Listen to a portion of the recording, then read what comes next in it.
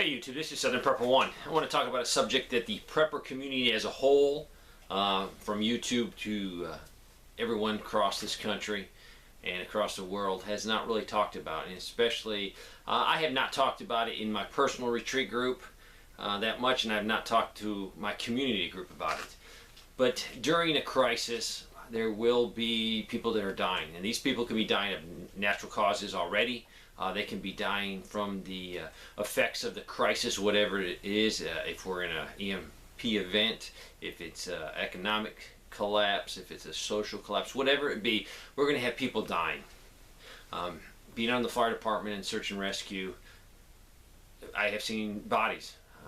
I don't want to get specific out of respect to the people that I've had to deal with and take care of, but I'm going to give you as much information as I can. When you have someone that passes away, immediately their body starts to do process of decaying, and that is natural. Usually, if you are unseen when they pass away, it's easier to deal with. But there's going to be situations where their body they might die in their home, and they've been dead for a couple of days, and they're in air conditioning or in a heated environment. So that is not as bad as if they're outside or in the middle of the summer. If a body's out there too long, I'm not going to describe what happens. Just it's a terrible sight to see. And some people don't want to look at it. And I know guys that don't really want to deal with dead people. And you have to be very careful if you're on a scene, if you're dealing with people, and you have to move a body. Don't just say, "Hey, come here, get your gloves, let's go do it." Do not do that. Make sure the equipment that they need to help you is there, but don't ever give it to them. Make sure it's there.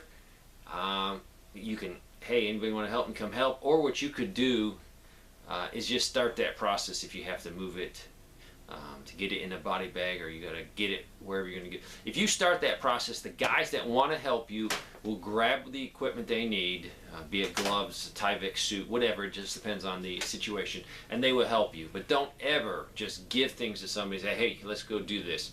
There's a lot of people that can handle it. I know firefighters that are awesome firefighters, great guys, and I am not going to say anything ever negative about them because they don't want to handle a dead body.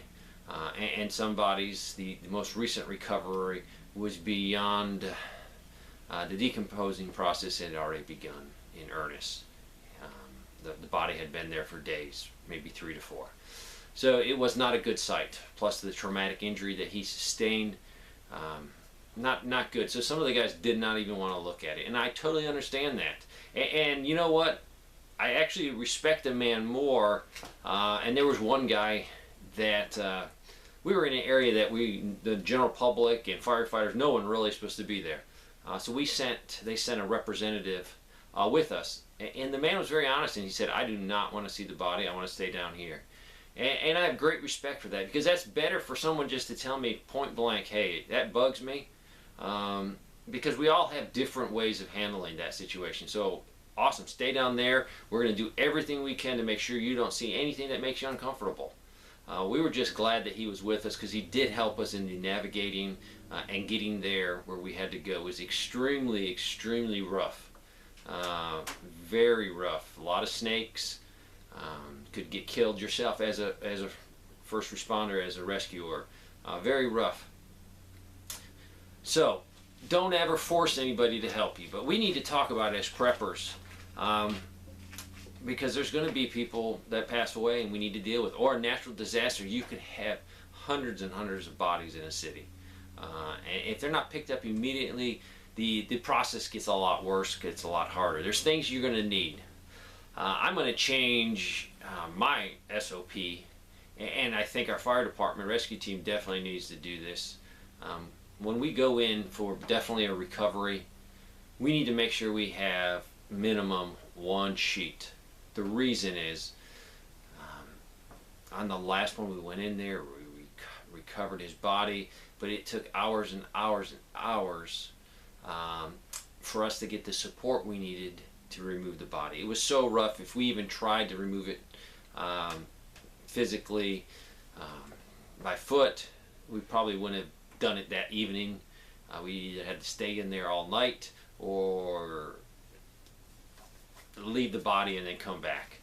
So we were blessed to have a helicopter come in. We cleared an area off this big rock, about a 12 by 12 area, and cut a tree down, and we were able to get the basket in and the hoist in so we could help our cause.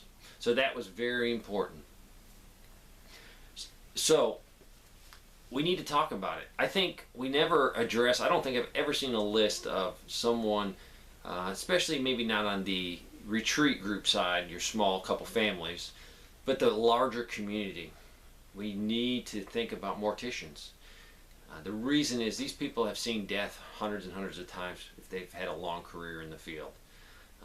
If you can't find a mortician, someone that has worked in the funeral, the process of dressing them, making them look as good as they can for the family and friends, for the viewing. This is very important because it is very rough on some people. They don't want to even see it. Plus, to see bodies after a long period of time of decay, it's hard on you. And I don't want to compound people's problems. You definitely can have PTSD as a first responder. Firefighters have a huge amount of PTSD. After you do a career in the firefighting service, you've seen all kinds of things. It will affect you. It can affect civilians in a grid down WROL event for sure. So we need to safeguard. I think what I'm personally going to do to make this very personal is I'm going to make a little survey up and hand it out. Tell them put your name on it if you want to, and return it back to me if you're capable of maybe performing some basic tasks involving human remains, dead bodies. I would like to know right now who I could call, because I don't want to put people in a bad spot by saying, hey, I need help, can you come help me? I want to know already now that, hey, don't ask these 10 guys, but 2 guys for sure, and potentially 2 more if the remains are not in a very bad condition. I want to know this right now, so we can go in there and immediately remove a body in a WROL event. You don't want to leave it in a house. If you have a pandemic and you have lots of people dying, the quicker you can dispose of that body, the better. First of all, it will definitely stop the spread of disease. Plus, removing that body from view of other people will help their mental stability. A mistake we did on the last one is we didn't have a sheet with us. So that body was exposed to the first responders for hours. You didn't want to look there, but you would definitely, in the process of being there, you would notice it. And I know that bugs some of the guys, so definitely cover the body immediately in a WROL event. So family and friends and just bystanders will not see that. So make sure you have a sheet, and as quick as you can, get that body in a place where it won't contaminate anything else. If you have to leave a body in a house for days, the smell is going to be terrible. People will smell it. If you are looking for someone and you go into a wooded area, and the areas I search are unbelievably rough. It's not flat ground. It's extreme. It's high mountains, and it's very dangerous. So if you are looking for someone, you can go through there and search for your victim. And if you can't find them, I recommend in about 3 to 4 days, you go back and you research everything you've searched before and use your nose.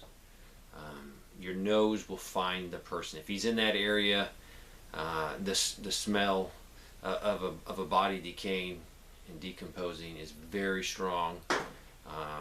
It could, under the right terrain condition, travel hundreds of yards. So you will know hundreds of yards before you even get to that deceased person. And that could be very helpful. Closure, finding that body, removing it as respectfully as you can, it is very important for the families of that victim. So make sure you can do that. If you do have to touch a dead body, I think just for your own personal, not to get anything on, and I'm referring to someone that has started that decaying process or has been severely damaged, and any type of severe damage to the body will increase that decaying process. You need to make sure you wear a Tyvek suit or something. I like the Tyvek suit, and I asked for some on the last one, and I did it for definitely to protect us as first responders, but I did it for another reason. It was a psychological reason. When you have to handle that in the decay it was, you definitely feel dirty mentally. You might not be dirty physically, but there was a good chance we would have been, and we did have stuff on us.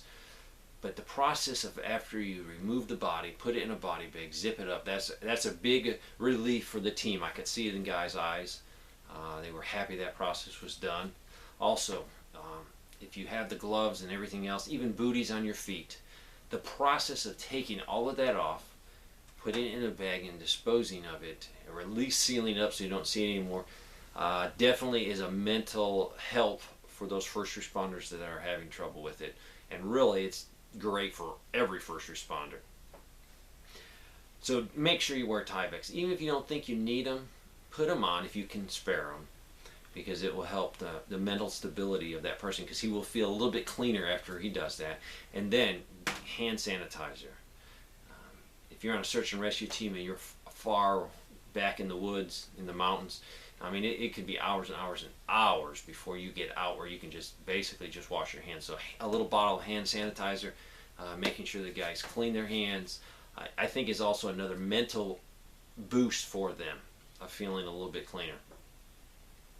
So really, to summarize, we need to think about getting someone in our community and finding all those retired people that have worked as a mortician, have worked in a funeral home, that have been around dead people. I think it would be good also for the families. If we have family members deceased, if someone could come in there and take control of the body, clean the body, make it presentable if we're going to have a showing of the body. I think that's better for someone else to do than a very close relative. I think it can be very traumatic in some situations. And you might say, well, other cultures do it themselves, but we're not other cultures. So there's going to be that learning curve where at first it might be other people take care of that task. And eventually our society moves into a position where it's common that the family members will clean and prepare the body for the funeral. But for right now, and for mental stability, especially in a WROL event where we're going to have all kinds of other pressures on us, we need to think about morticians, funeral, and it doesn't have to be taken to a funeral home, that is for sure. We need to think about burial. Where are we going to bury people? Where are you going to bury close people? There's a lot of churches in my areas with cemetery plots. You might want to pick an area that's not right next to the church's cemetery, but at the outskirts to bury people that aren't members of the church. I think the church would like that a little bit better. Or you might have strangers passing through that you don't even know. Having a place to bury them is important. I think also if they do pass away in your area, to document everything you can about that. If you can take a picture with a digital camera or Polaroid or whatever, to document that person. So later on, maybe you can put a name to that face and bring closure to a family. I think that's very important. I know this is a little bit a heavy subject, but the prepper community has not talked about it that much, and I think we do need to talk about it. I think we need to handle it. As preppers, we try to handle everything from food, water, shelter, security, medical, and another one of those categories should be death. How are we going to handle death? Thanks for watching.